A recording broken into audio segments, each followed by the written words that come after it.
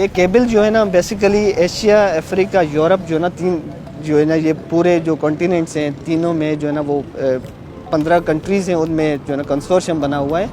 ये स्टार्ट होती है समझे एशिया में, समझे सिंगापुर से, तो और एंड होती है फ्रांस में। तो हमारा बीच में जो है ना पाकिस्तान का भी एक पार्ट है, एक तरफ से सिंगापुर से आ रही है, दूसरी तरफ से फ्रांस, यूरोप में फ्रांस में एंड हो रही है।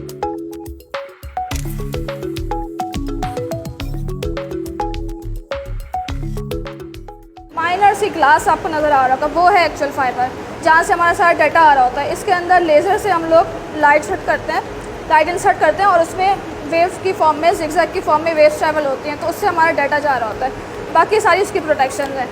Watch every day Nikki Jigal only on Zigzag News. We make it special.